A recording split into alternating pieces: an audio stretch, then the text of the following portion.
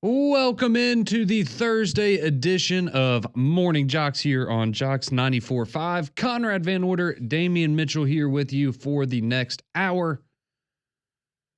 Entertaining, informing, keeping you up to date with everything that you missed yesterday in the world of sport, everything that happened overnight, and of course, getting you set for the day today. Well, the good news is we can start off the show today, Damian, and college football is going to be fixed.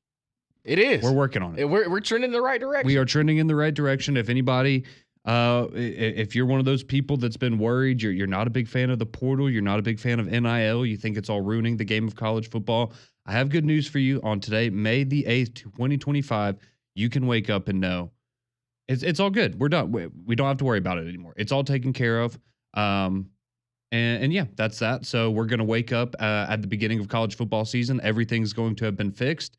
And we're going to wonder why we all worried so much, right, Damian? That's how this thing works, right? Yeah, and it's very interesting, like, because I was listening to the show Three Man Front yesterday, and it was funny that a Pat Ponders question was similar to this, and then just a few hours later, you get some pretty exciting news in the world of college football. Yes, absolutely. So we'll get to that in a second. If you don't know what we're talking about, we will get there in just a second. But we do also want to remind you, if you missed the show the past couple of days, we are currently doing our new series on our Mount Rushmore of SEC football teams. So essentially, we just share, myself, Damian, we come up with our Mount Rushmore for every SEC school. We're going through the entire conference. We did Auburn 2 days ago. We did Alabama yesterday. And now today we are doing the Florida Gators. So coming up later in the show, we are going to do our Mount Rushmore on the Florida Gators. So go ahead. If you haven't already put together your list, you can go ahead and do so. Start brainstorming that. And you can send those in to us at 205-834-9450 because y'all have been absolutely killing it the last couple of days, chiming in with all of your thoughts. And there's so much variation in all the answers and things that we get. And it's been a lot of fun. So we're going to continue that today with Florida. But getting to the big news, yes, if you thought Damian and I were speaking cryptically at the beginning of the show, we were not. We were talking about the big news that came out of actually Washington, D.C. yesterday. And so this information kind of came out in different pieces as the day went along, and we kept getting more and more information. But essentially what the news was first revealed was that President Donald Trump is working to put together a commission on college athletics. And so the idea for this is that they are going to essentially all of the things that we've complained about, the frequency of transfers in this new era, the I guess having no guidelines or guardrails up when it comes to NIL and how that gives certain programs advantages over other programs and how it kind of has created this disparity. If you want to know the exact quote that was given about what this commission will do, quote, deeply examine the unwieldy landscape of college sports, including the frequency of player movement in the portal, the unregulated booster compensation paid to athletes, the debate of college athlete employment, the application of Title IX to school revenue share payments, and even conference membership makeup and conference television contracts. That is according to Yahoo Sports. And this is expected to be a commission that is going to have their work cut out for them for a significant period of time. But so you get this news yesterday and you find out, okay, so we had heard a few days ago when President Trump was in Tuscaloosa giving the commencement speech that him and Coach Saban had met, and there was discussion about some sort of executive order potentially being put in place that they thought could maybe start getting things pushed at least in the right direction, knowing, you can't really, it wouldn't have been particularly enforceable, but maybe it would have been the first sign of, hey, we're starting to get some things taken care of in Washington, and that's the direction we need to go to make sure that these things are taken seriously. So that's exciting information. And then we find out later last night, well, who else in the world, who else in the country would be a better fit to help run a commission like this? Well, that would be one, Coach Nick Saban. And we find out last night that Nick Saban is expected to be named the co-chair of President Trump's Commission on College Athletics. And we find out that he is going to be joined by a very well-endowed businessman who has a lot of ties in the game of college football. And we find out that that was none other than Cody Campbell, who, if you're not familiar with him, he is the founder of Texas Tech's NIL Collective. And we talked about him on Three Man Front a couple months back because he recently sold his oil company, Double Eagle, for over $4 billion. Oh, yeah. So when you look at, man, why are so many people have Texas Tech in their top 25? Why did so many people have Texas Tech as one of the best, I guess the big winners of the offseason when it came to the portal? It's because of this guy. Money is no issue. And he made $4 billion and he said, I want Texas Tech to be good at football. And that's the world that we live in right now. So it is interesting that you have Nick Saban, who we know has been an advocate for trying to make change and trying to put these guidelines in place for a number of years now. And then you put it in here with a guy who has a very good perspective, I would imagine, on how all of this works, clearly, right? He's very intelligent about how this works. But, he's one of the guys you could look at as almost like, well, that's the problem with sports, right? Is guys like him. Not that, look, if you can just write a blank check and make these things happen, more power to you if that's what you want to do. But it is interesting that you have, kind of these two different perspectives who are going to co-chair this commission. So that's really all that we know right now. Who knows if, when, how long it would take for significant change to come from this, if it even will. Maybe nothing significant will come from it at all. But the fact that we seem to be taking a step in that direction, Damian, is certainly interesting. And of course, anytime you have Nick Saban tied to something like this, people are their ears are gonna perk up. Absolutely. And y'all brought up a great point on Three Man Front was, if Nick Saban were to get into the political space, I don't think he would have done it, putting his name on a ballot, but it had to be something in a similar sense like this, where you're being appointed or someone asked you to help. Exactly. Yeah. And I think that for Nick Saban, who better to know? I mean, he's seen college athletics change from the ground up. I mean, he started off, early days at Kent State, and then, all the success that he had at LSU, Alabama. And he saw how the game was starting to change. And when he retired, he made it a point of, the game that I love and the game that I was brought up in is not the same anymore. Mm-hmm. And it's becoming, between the haves and the have-nots, a lot of the bigger schools are going to have the bigger pockets where they can sustain the success at the top, where a lot of the other schools, the group of five and some of the lower divisions, they're kind of stuck in no man's land. And I think that any sort of regulation as far as how to get college athletics back into some sort of, I guess you have to put some sort of guardrails around a lot of these things. I mean, I know the NIL, transfer portal, and things like that. Those are kind of the main issues. But there's no better leader to have in this situation than Nick Saban. And I think that, he's going to look at it from the benefit on both sides. I mean, he's not opposed to players getting, some money, but there still has to be some sort. It can't be the end all be all when it comes down to it. And also from the coaches and administrators perspective, because he knows what it takes to sustain a great program and keep it at that level. It does take money, but it also takes people, not putting their egos out there and, saying essentially doesn't want to have another Nico situation where you're literally going and talking to a coach saying, hey, I want X amount of dollars for this. And he's like, no, that's what the NFL is for. You can go out there and negotiate your contract, and they can also cut you. Mm-hmm. And I think that for Coach Saban, this is a great, I mean, he's already been an effective leader everywhere he's been. Now he's doing it off the field, but still affecting the on-field product. Yeah, so that I think that's very well said there. But yeah, that's the big news in the world of college football. Again, coming down last night. If you missed it or you're just now joining us, President Donald Trump is starting a presidential commission on college athletics, looking to essentially change the landscape and get a better hold on the portal, NIL, and all of the different things that impacts across college athletics. Nick Saban going to be the co-chair alongside Mr. Cody Campbell, who is the collective or the founder of the NIL collective for Texas Tech. So we will keep you up to date as more information trickles out on that. Going to be very interesting to see, I guess kind of how long it takes to get, are we going to get an initial report on, all right, this is our assessment of the state of college athletics now.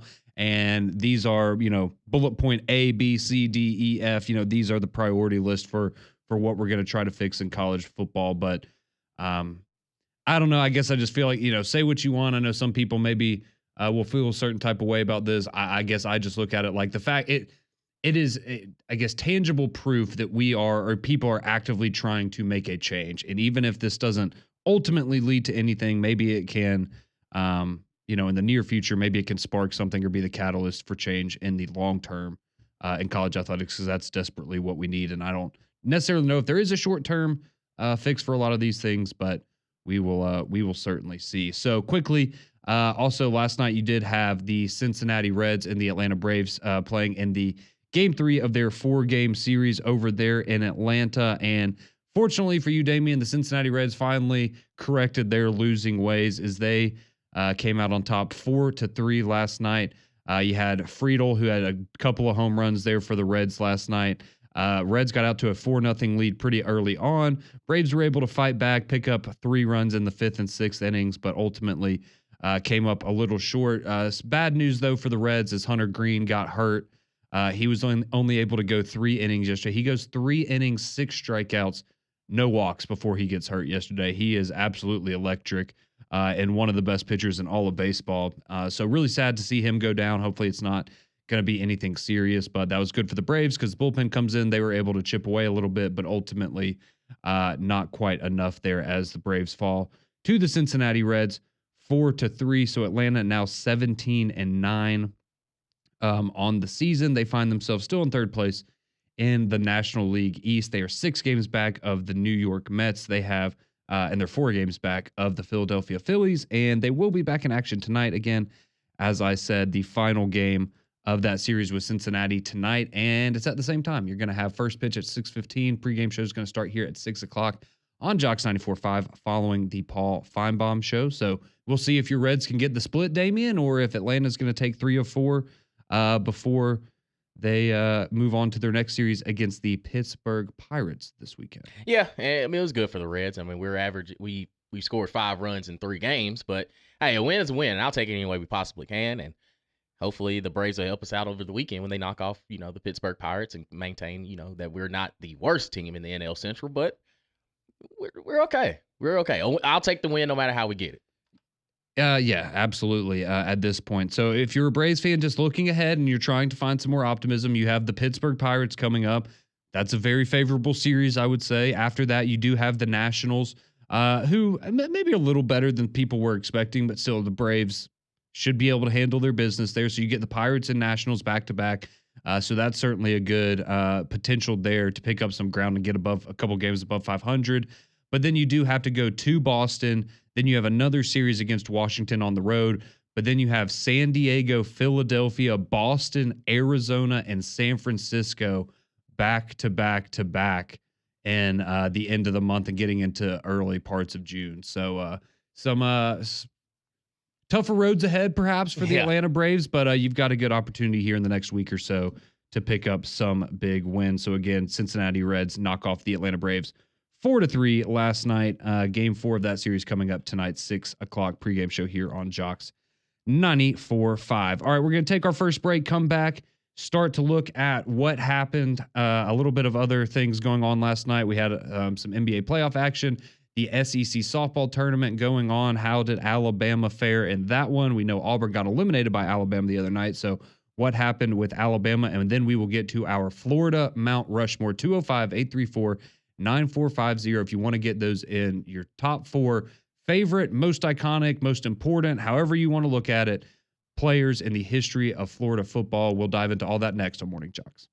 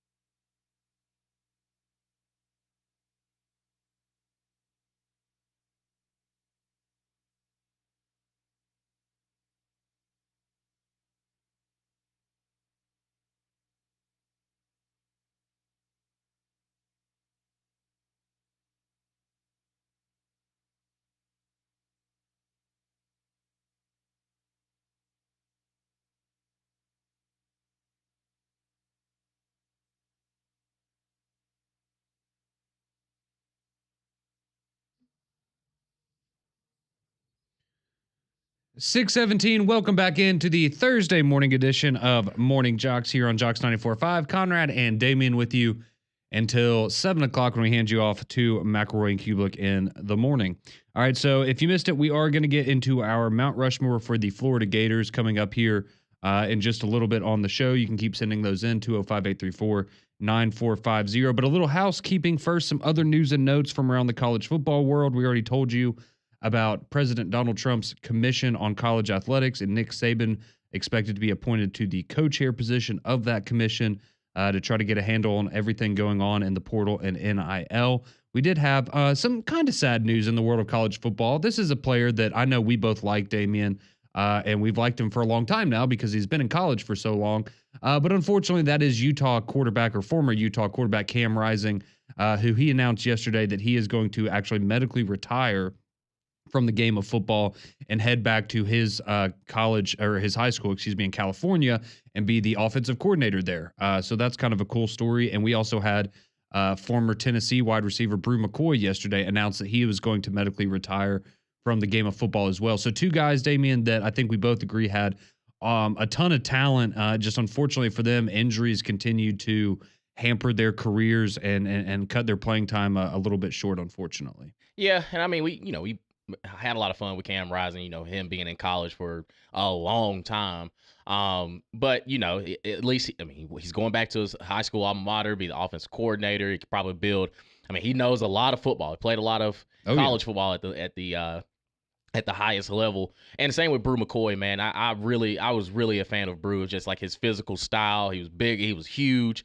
Like 6'1", about 230, strong hands. And again, it's the one part of the game that you hate to see. It's the injuries. And I wish them both success in their future endeavors because they did make an impact at the schools that they were at. Cam Rising, you look at the success that he had at Utah, and even with Brew McCoy with the change of the guard, transferring in from USC down to Tennessee, and he made some big plays while he was with the Tennessee Volunteers. And again, you hate this part of the game, but I wish them well in everything they do in the future. Absolutely. We do also have some news, some good news around the SEC. Some big news, actually, not far from here in Mississippi, as over there in Stark Vegas, Mississippi State yesterday, they announced that thanks to what I imagine is a pretty sizable donation from Howard Industries and the Billy Howard Sr. family, they're now going to have a brand new indoor practice facility there in Starkville. So that is certainly something that's going to help when it comes to recruiting. And just we know how important all these amenities and we remember the LSU locker room, how big of a deal that was when they completely renovated that. And it's like, man, does that really matter? That stuff definitely matters to kids. And so this is potentially a game changer for Mississippi State and just kind of helping them keep pace with the other schools here in the SEC. So that's very cool for them.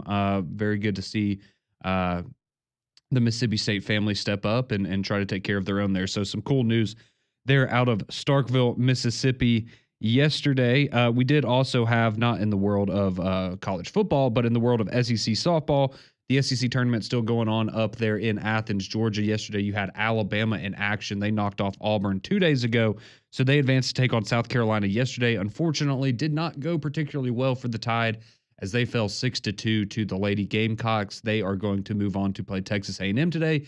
Alabama is going home, and Alabama will now await their fate coming up this Sunday on the NCAA selection show for the softball postseason. So that's coming up this Sunday at 6 p.m. We'll find out what's going to happen with all the schools here in the SEC, including Alabama, who was eliminated yesterday in Athens by South Carolina. All right, let's go ahead. Let's start getting into our Mount Rushmore of the Florida Gators. So this is a fun one. I will say, if you are somebody that, let's just say you're fonder of the defensive side of the ball, and I know we've kind of said that with some of these other ones, because I feel like everyone typically skews offense, right? Because let's be honest, they get a little more of the credit. They have a little bit more of the flash, but really for Florida, it's on the offense. If you don't have a Mount Rushmore that has at least 3 guys that are on the offensive side of the ball, we might need to have a conversation. I know I said there's no right or wrong answers. There might be today. There might be today. Now I'm with you. So let's go ahead. Let's dive into these, Damian. Let's go ahead and share ours, and then we'll let y'all continue to chime in with yours, 205-834-9450. Okay. Well, we'll start at the top. Obviously, this guy's going to be on, I imagine, every single list we get today. Tim Tebow. In my opinion, I think there is a very compelling argument that Tim Tebow is the greatest college football player of all time. Just all encompassing how big of he was a larger than life figure, how good he actually was. He should have won multiple Heisman trophies. I am so glad that I got to watch him cry after we beat him in the SEC championship game in 2010. But all that aside, he is probably the greatest college football player of all time. There's no way you can't have Tim Tebow on your Florida Mount Rushmore. After that, I would then go to another Heisman winning quarterback, and Danny Werfel. There in the early 90s, an absolute dominant force there. And again, when you just go down the list of great Florida quarterbacks, there's so many of them. But Tim Tebow and Danny Werfel certainly there right at the top. After that, I would then go with another quarterback that won a Heisman Trophy, and that would be Steve Spurrier. And I will say, Steve Spurrier does get bonus points for what he did as a coach as well. And I know that this is a player Mount Rushmore, but when you played and coached at the level that he did at the same program, I'm going to give you bonus points for that. So Steve Spurrier, absolutely on the Mount Rushmore. Fourth spot here, this is where I think there's maybe a little bit more wiggle room. I personally went with my favorite Florida player to watch of all time, and that's Percy Harvin. Talk about the ultimate all-purpose gadget player, whatever you want to call it. That man could do everything for you. And he is the most electric college football player I've probably ever seen still to this day. And I have so many fond memories of watching him and those Florida teams absolutely dominate in the mid-2000s. So that's my Mount Rushmore. Tim Tebow, Danny Werfel, the old ball coach Steve Spurrier, and Percy Harvin. Damian, let's get it from you. What's your Florida Gators Mount Rushmore? Yeah, I think it goes without saying, number one, I also have Tim Tebow. And to your point as well, he can arguably have a resume that says he was the best college football player to ever do it. Yep. Yeah, and I think it goes without saying. I also have Steve Spurrier, what he's did on the football field as a player and also as a coach for the Florida Gators. Now, I do leave Danny Werfel off. Okay. I have Chris Leak. Chris Leak. I think that because Tebow was right after him, they don't realize Chris Leak is the all-time leading passer in Florida. He gets overshadowed because of Tebow. Right, Yeah, and he had to, I say you split time. It was more of Chris Leak was the main guy. You brought in Tim Tebow for the gadget stuff. Correct. And number 4, I agree with you 100%. He was my favorite Florida player to watch as well. That's Percy Harvin. And just literally one of the few players where it's give him the football and let him do the rest. Like, he's got it. He had the juice. He played in a very high-octane offense that was just he put all his talents on full display. So I would go Tim Tebow, Steve Spurrier, Chris Leak, and Percy Harvin. All right. No, I love that. So me and Damian have 3 of the same. I have Danny Werfel. He had Chris Leak. That was our difference there. But there's so many ways you can go here, and there's so many of you that are chiming in. A lot of them, again, we have a lot of overlap. But even when you get into some of these honorable mentions, people are sitting, and we'll get to those too. But there's just so many, and Florida has such a rich football history. This was, again, it was fun because I knew immediately, some that are just going to write off the hat. Like Tim Tebow, Spurrier, and Percy Harvin for me were no-brainers. And then going through it was like, yeah, it's kind of impossible to leave Spurrier off of it, at least for me. So those were our Mount Rushmores of the Florida Gators. Now we want to hear from you, 205-834-9450. Continue to send those into the text line. We're going to take a quick break, come back on the other side, and we're going to hear from you. Get your rankings of the 4 greatest players in the history of Florida Gators football. You're listening to Morning JOX here on JOX 94.5.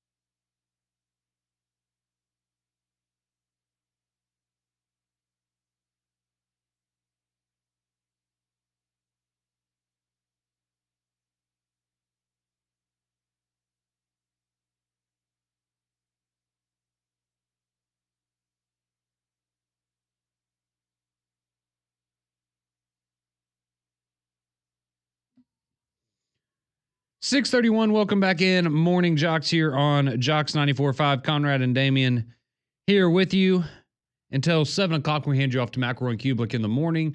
They'll be with you from 7 to 10. Then I'll be back. 3-man front, Pat Landrum and Molly from 10 to 2. Then the Paul Feinbaum show. And then you're going to have the Atlanta Braves taking on the Cincinnati Reds. All of that right here on JOX 94.5. No need for you to even think about turning that dial all day long. All right, we're going through our Florida Mount Rushmores here, giving our thoughts on who we would have as our 4 favorite, our 4 best Florida players of all time. Quickly, Damian, if you want to remind everybody, mine was Tim Tebow, Steve Spurrier, Danny Werfel, Percy Harvin. Yours was? Tim Tebow, Steve Spurrier, Chris Leak, and also Percy Harvin. And there we have it. So now we go to the text line, thanks to Courtesy GMC, 205-834-9450, where Lewis had his submitted before we even came on the air.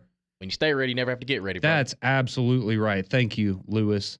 So his list, he has Steve Spurrier, Tim Tebow, Danny Werfel, and Emmitt Smith. See, and that's one of those things where when you're going through, it's like, how can I leave off Emmitt Smith, arguably one of the greatest running backs of all time in the history of the game of football. But that just kind of goes to show you how deep Florida goes. He says some honorable mentions. He has Javon Kearney, Percy Harvin, Shane Matthews, and Chris Doering. All right, those are all great options there, Lewis. Tim from Coleman, he chimes in. He says Emmitt Smith, Spurrier, Tebow, and Javon Kearse. Okay. Let's see. Honorable mentions for him: Danny Werfel, Percy Harvin, and Jack Youngblood. All right. I'll be completely honest. When I was going back and looking at some of the old timers here, Jack Youngblood, not someone I've seen the tape on. I read what everyone said about him. A great player, but right. I'm sorry. Yeah, I didn't go back to the film in the 70s. But so I will take y'all's word for it on some of these more old school guys. Let's see. Somebody chimes in with Tim Tebow, Steve Spurrier, Emmitt Smith, and Fred Weary. All right. Drake chimes in. We know he's a big Florida Gators fan. He says for the Spurrier era, Danny Werfel, Reddle Anthony, Kelvin Carter, and Fred Taylor. Oh yeah, Fred Taylor. That is a good one. Then he says for the Urban Meyer era, he would go Tim Tebow, Brandon Spikes, Percy Harvin, and Joe Hayden. Oh, Brandon Spikes. Brandon Spikes was an honorable mention for me, as was Joe Hayden. Brandon Spikes was that dude, man. He was built different. When we were talking about the other day about like players you just wouldn't want to get in a fight with, Brandon Spikes would be very high on that list, just like Takeo. So. Right. And Brandon Spikes in the Swamp Kings documentary, everybody talks about, Tim Tebow, he was like he was the one you want in front of the crowd and like just massaging people over. They were like in the weight room or on the football field. It was Brandon Spikes. Yeah. It was his team. Mm-hmm. So you appreciate your Tim, but if you want a little bit of an edge or they got that dog in you, yeah, Brandon Spikes was the guy. Absolutely. Joseph chimes in. He says for Florida, I would go Emmitt Smith, Tebow, Percy Harvin, and Wilbur Marshall. Great linebacker. All right. Appreciate you chiming in there, Joseph. Nick and Madison, he says Tim Tebow, Danny Werfel, Emmitt Smith, and another Brandon Spikes. I think we're going to get a lot of love for Brandon Spikes. Because Brandon Spikes, again, he's one of those players that, okay, he was a great player. Could you make an argument that other players were greater than him? Yeah, probably. But when it comes to, again, like you were saying, Damien, like somebody that you would run through a brick wall for and somebody that I think really resonates with the fan base, yeah, Brandon Spikes, I think is going to get a lot of love. All right, Bobby chimes in. He says, my Florida Mount Rushmore would be Emmitt Smith, Tim Tebow, Joe Hayden, and Marco Wilson for that glorious shoe toss that handed my LSU Tigers a W. Yeah. Forgot about that. He'll never live it down. No. He'll never live it down. No, he certainly will not. That's good, Bobby. That's good. All right, Jamari from Talladega. He chimes in with, okay, here we go. We have a new name on here. Man, I really wish this guy would put it together in the NFL. He has Tim Tebow, Emmitt Smith, Joe Hayden, and Kyle Pitts. Yeah. Him and Dan Mullen, man. Dude, Kyle Pitts was a dog. Yeah, that's what I'm saying. He was the real deal. It's just like you said, in the NFL, it's just so much to be desired because you cannot deny the talent that he is. It's so frustrating. It's terrible to watch. Well, and mainly from a fantasy football perspective.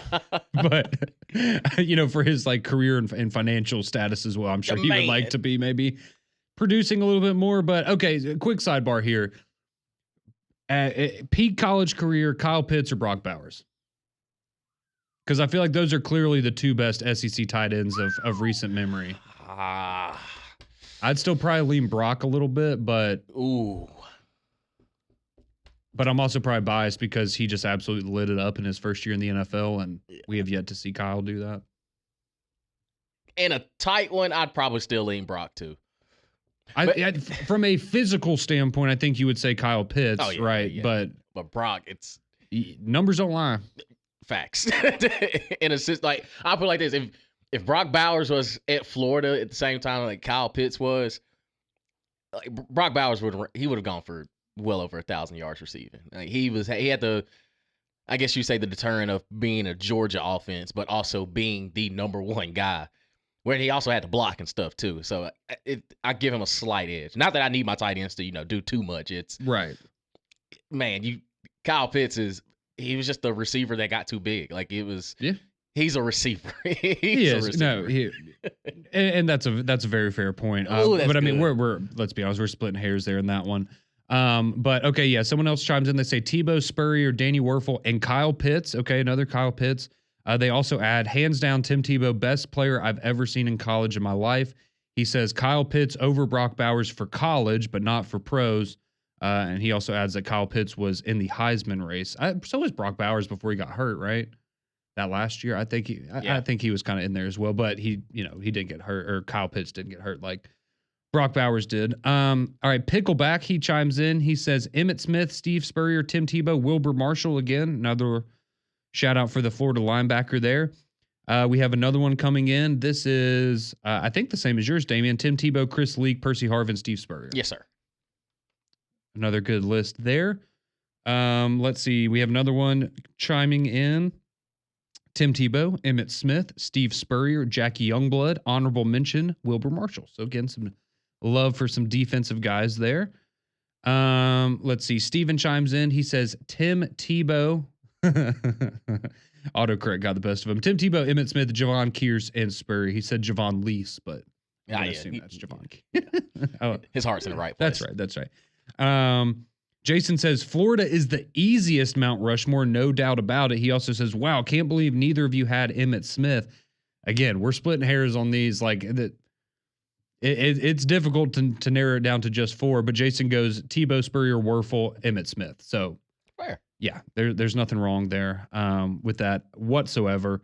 Let's see, someone else. All right, we have another new name. Tim Tebow, Emmitt Smith, Javon Kears, Ike Hilliard. Okay. That's a good one. Yeah. First Ike Hilliard shout out that we've gotten so far. Let's see, we have Tim Tebow, Emmitt Smith, Spurrier, Percy Harvin, another one of those. Let's see. This is a good one from Josh in Huntsville.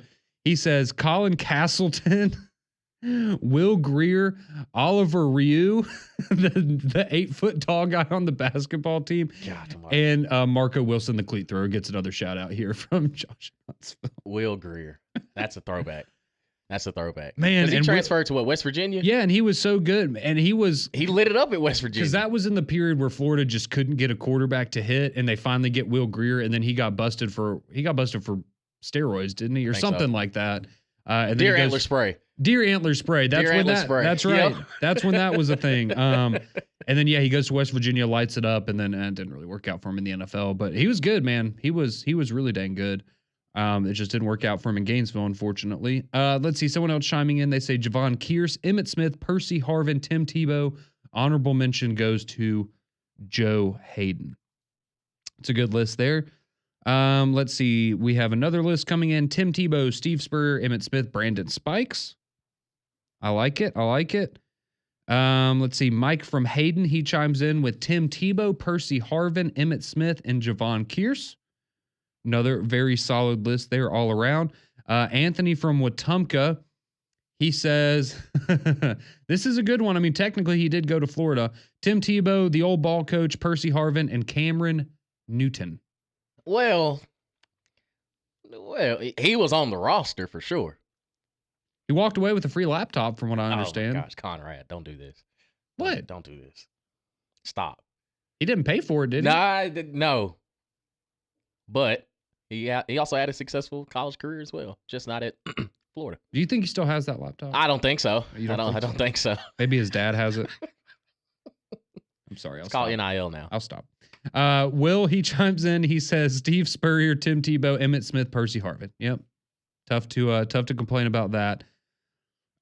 Let's see. Okay, someone says I have to add a basketball player in here. So he goes Tim Tebow, Percy Harvin, Steve Spurrier, Al Horford. Hey, he's still playing.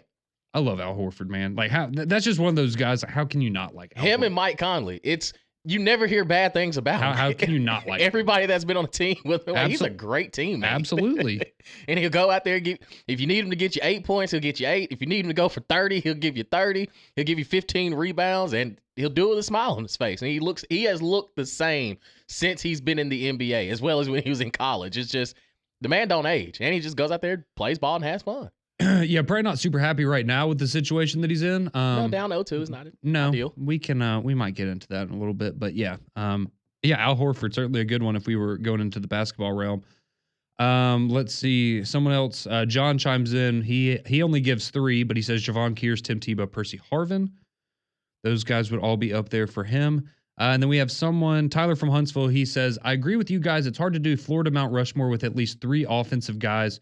So here we go. Spurrier, Danny Werfel, Tim Tebow, and let Emmitt Smith, Rydell Anthony, and Eric Rhett rock, paper, scissors it for the 4th spot. Enjoy listening to you guys every day. Well, thank you, Tyler. We appreciate you listening each and every day. Man. Are you there's one that's controversial, but he just got mentioned. We're gonna get to that. Right. And on the football, if we remove the right, you can. He has the argument, and I get it. Over Kyle Pitts. No. Okay, that's my thing. Is like if we're going to that position, I would go Kyle Pitts before I went with. Yeah, but I wouldn't be upset if people bring his. And again, you can't. It's hard. Okay, so here we go. Slippery slope. Here we go. Somebody this is their Mount Rushmore: Tim Tebow, Steve Spurrier, Percy Harvin, and if you don't know who we're talking about, Aaron Hernandez. Right. And we're strictly on the football field. Strictly on the football field. Yes. I mean, he killed it for the Florida Gators. They just write themselves. He was a great player. Unfortunately, some other things got in the way for him. But yeah, he was a great player when he was. He was a great player there. At Florida, let's see. Someone says, okay, all right, somebody doesn't care about Florida, and they are letting us know that they don't want to listen to us talk about Florida. Okay, well, that's fine. We'll talk about LSU tomorrow. Yeah. Maybe that's more your stuff. Yeah, so there you go. So, because, again, I forgot to announce this earlier. We have been asked to give y'all a heads up on who we're going to do each day so that people like Lewis can already have them ready to go before we even get on the air every morning. So tomorrow we're going to do LSU. That'll be our Mount Rushmore for tomorrow. But keep on chiming in. The Florida Mount Rushmore is 205-834-9450. Y'all, seriously, every single day I've been so impressed by how many text and calls we have gotten on this. Y'all are absolutely incredible listeners. Y'all doing a great job. Keep chiming in. We will keep reading your Florida Mount Rushmores when we return here. Keep it locked on JOX 94.5.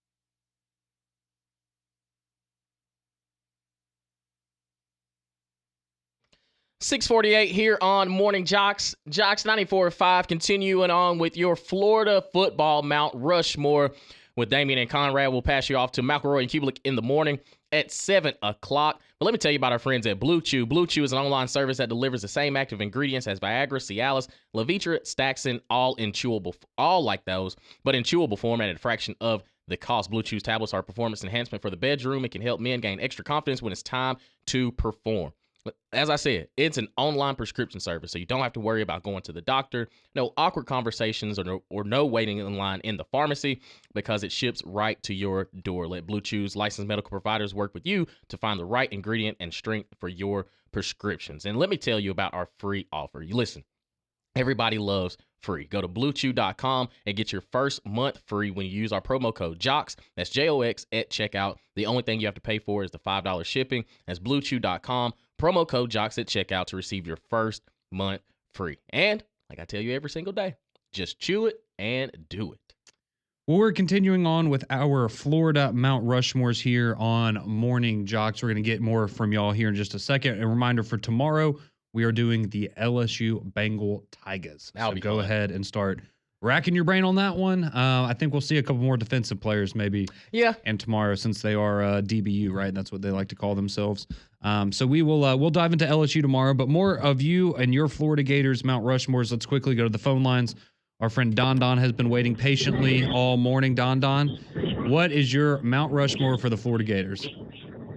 Yeah, I had to do this today, Conrad, to honor my buddy PG. So on my defensive player, I would go with Wilbur Marshall. Okay. My running back would be old school guy Eric Rett. I don't know if y'all remember him or not. Okay. And then you got Ike Hilliard and of course good old Tim Tebow. But yeah, PG. I hope PG calls in. I need to hear what PG thinks about this. But hey, by the way, I got your text message yesterday, Damian.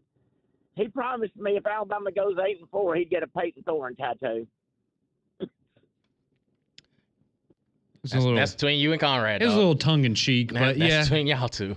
I will not actually get a Peyton Thorne tattoo, but that was just to show Don how disgusted I was by his statement that Alabama was going to go 8-4 this year. But I will ask this, Don, who are the 4 losses going to come to? I'll tell you right now, if you got a minute. South Carolina. Okay. Georgia. Okay. My Auburn Tigers and the Iron Bowl, and then in one of these 3, Oklahoma, Missouri, or LSU. Yeah, you can eliminate Missouri. That ain't happening. But what if they lose all 3 of those, Don, and they're 6-6? Oh gosh. Well, you know what? I would not want to be around you if y'all went 6-6, Conrad. Ooh. I don't think anyone would, Don. Appreciate you calling in this morning, my friend. Appreciate you always chiming in with us here on Morning Jocks. No, I will not be getting a tattoo. I was just absolutely flabbergasted by the things that Don was telling me about how Auburn was just going to dominate Alabama this year. We'll see. Should be a good game.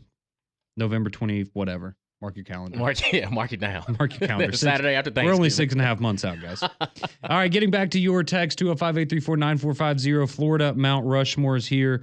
Get to as many of these as we can. Someone says Tim Tebow 2.0, Tim Tebow 3.0, and Tim Tebow 4.0. Yeah. You could just put a big bust of Tim Tebow out there. I think a lot of people would be fine with that. Yeah. Freebird, he chimes in from Huntsville. He says Fred Taylor, Steve Spurrier, Tim Tebow, Danny Werfel, and then he says Javon Curse. Okay, so that's 5. That's all right. We can make room for one more. Exactly. We'll allow it. We'll make room for one more. We have another one who chimes in. Carlos Dunlap, Kyle Pitts, Percy Harvin, and White Chocolate. Talking about Riley Cooper. I guess so.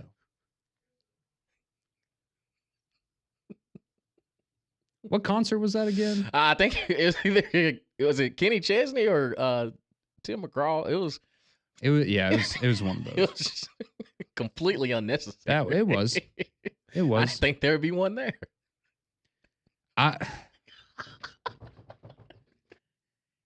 Just imagine if that happened now. I'll just say that. As bad as it was, just imagine if that happened now. Would be his career was never the same after that. No, and it really wouldn't be now. Sneezy from Huntsville, he chimed in. Man, I'd forgotten about that. Oh man, Sneezy from Huntsville, he chimes in. He says Tim Tebow, Emmitt Smith, Steve Spurrier, and Janoris Jenkins. Okay. He also shouts out Jabbar Gaffney. All right. Janoris Jenkins. He didn't he finish up in North Alabama? Yes. Yeah, he did. Jackrabbit. That was his nickname. Michael chimes in. He says Cam didn't keep the laptop. He got tossed out a window. That's right. I forgot about that. Yeah, I couldn't remember if he passed. I couldn't remember if the laptop went out the window or he went out the window or both. Just being honest. And he landed in Blinn Junior College. And then Auburn. You know what they say, one window closes, another one opens. All right, Tim Tebow. Someone says Tim Tebow, Percy Harvin, and Aaron Hernandez. Those are the only three there. Okay. Let's see. So he's talking about Jason Williams. I don't know why I thought Jason Williams went to Marshall. I did not think Jason Williams went to Florida. Right. I don't know. I thought he went to Marshall. When he was saying white chocolate, I was like, surely not that one. It's yeah. Like, oh, we were straight up talking about Jason Williams. Okay, cool. I like it. Go Gators. Too many Aaron Hernandez jokes. Now, Gavin says the Brock Bowers and Kyle Pitts thing shouldn't even be an argument. Brock is the best college tight end that we've ever seen. Someone else chimes in. Brock Bowers did win a couple of things we call national championships. Yeah, that certainly helps. Gavin also says his Mount Rushmore: Spurrier, Werfel, Tebow, and Percy Harvin. White chocolate did go to Marshall. He started off at Marshall from 95 and 96, and then went to Florida in 97 and 98. There we go. Thank you. I was like, I don't know why I thought he was in Marshall. You're right. All right, Smokey from Jasper. He says, I'm surprised there's no Peyton Manning. He was the MVP for Florida for 4 years running. Someone says Cam Newton, the Pouncey twins, and Aaron Hernandez. Okay. Well, appreciate y'all chiming in with your Florida Mount Rushmore's LSU coming up tomorrow, but right now it's McElroy and Kublik in the morning.